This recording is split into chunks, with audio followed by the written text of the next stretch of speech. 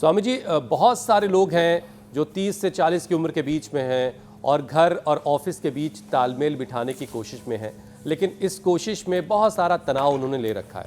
अच्छा, फिर ऑफिस में दमकना भी है, चमकना भी है, चेहरे पे नमक नज़र आना चाहिए, उसके लिए लंबी सिटिंग जॉब की जाती है, बॉस की नज़रों में आना है तो घंटों बैठ करके काम किया जा रहा है। अब इसकी वजह से हो ये रहा स्वामी जी कि हार्ट डिजीज़ का खतरा 34% तक ज़्यादा हो जा रहा है।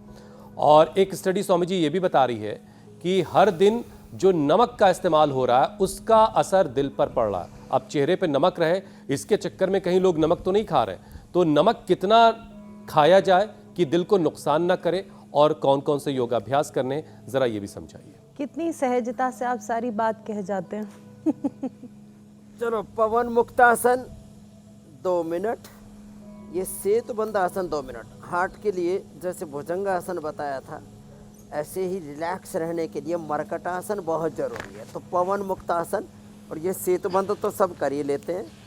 एक है देखो ये मरकटासन, ये भी बड़ा अच्छा है।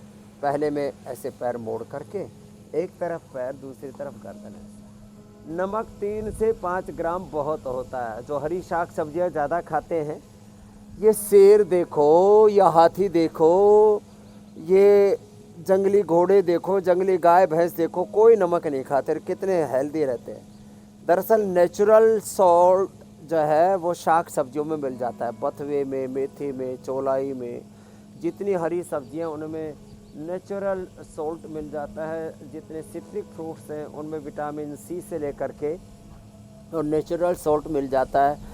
बाकी 3 से 5 ग्राम, मैं यदि उसको आम लोक भाषा में बोलूं, एक चुटकी भर नमक एक बार में पर्याप्त है। एक चुटकी में आधा से 1 ग्राम नमक आ जाता है। 1 से 2 चुटकी नमक। कुछ लोग तो ऐसे चम्मचों के हिसाब से नमक खाते हैं, ये खतरनाक है। ज़्यादा नमक ये बीपी बढ़ाता है, हार्ट की प्रॉब्लम को बढ़ाता है, इम्यूनिटी को घटाता है। एंड ओवर सोल्ट ये जो है कैंसर का भी, high intake of salt, high intake of coffee, both are carcinogenic। ये खतरनाक चीज़ें हैं, इसलिए हड्डियाँ और गल जाएंगी, इम्यूनिटी घट जाएगी यदि आप ज़्यादा नमक खाएंगे तो। अच्छा, ज़्यादा नमक से स्वामी जी किडनी पर भी कोई बुरा असर पड़ रहा होता है? खतरनाक ये किडनी पर भी लोड पड़ रहा होता है? हाँ देखो, ये अब नमक में भी देखो, एक तो ये समुद्री नमक, फिर काला नमक, फिर सांचर नमक, 5 प्रकार के नमक आयुर्वेद में भी कहें। सबसे अच्छा है यदि नमक खाना ही है तो नेचुरल सॉल्ट, रॉक सॉल्ट, जैसे ये मिनरल्स होते हैं अलग अलग प्रकार के, वो शरीर के लिए आवश्यक होते हैं। तो ये एक नेचुरल मिनरल है। इसके भी ऐसे ही जैसे मुल्तानी मिट्टी के, मुल्तान में पहाड़ है ना, ऐसे ही इसके भी पहाड़ जैसे होते हैं, कहीं अभ्रक के, कहीं अभ्रक के, कहीं लोहे के, अलग अलग चीज़ों के पहाड़ होते हैं ना, ऐसे ही इसके पहाड़ जैसे होते हैं रॉक सॉल्ट, और वो भी थोड़ी मात्रा में। और ये जो काला नमक कोई नमक ही नहीं होता, दरअसल मूल 2 ही नमक होते हैं, एक समुद्री नमक और एक ये सीधा नमक। बाकी तो नमक के नाम पर सब घालमेल है।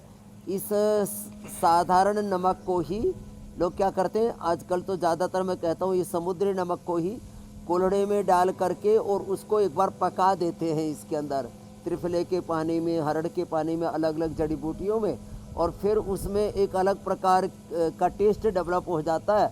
उसी को लोग काला नमक आदि बोल देते हैं। तो सबसे अच्छा नमक है सेंधा नमक, और उसका भी एक सुनिश्चित मात्रा में ही उपयोग करें, उससे ज़्यादा उसका उपयोग ना करें। और अब देखो एक बात और बताता हूँ, ज़्यादा जो नमक है इम्यूनिटी को घटाता है और कई बीमारियां बीपी और हार्ट की आदि की पैदा करता है, कैंसर कारक है।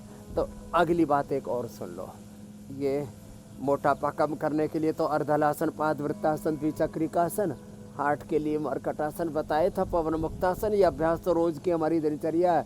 जो बचपन से ही शीर्षासन, सर्वांगासन, हलासन करते रहेंगे उनको तो जीवन में किसी रोग का खतरा ही नहीं रहेगा। ये प्रिवेंशन है, प्राइमरी प्रिवेंशन, सेकेंडरी प्रिवेंशन, बीमारियों का कंट्रोल भी, क्योर भी, रिहेबिलिटेशन, पैलिएशन और एक सस्टेनेबल सॉल्यूशन है।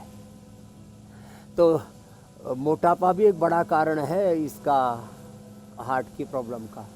मोटापा, बीपी, शुगर। चलिए ये स्वामी हार्ट जी, की ये जो आपने बीमारी है ना, बहुत अच्छे हर तरीके एक से बीमारी समझा के दिया संदर्भ कि में एक नमक शब्द हम प्रयोग करते हैं, कैसे नुकसान कर रहा है। अगर बीमारी चेहरे का पे नमक खानदान, चाहिए फैमिली मेंबर। और ज़िंदगी में नमक चाहिए तो योग कीजिए, वर्कआउट कीजिए, मेहनत कीजिए और लोड बिल्कुल मत लीजिए, निर्भर रहिए।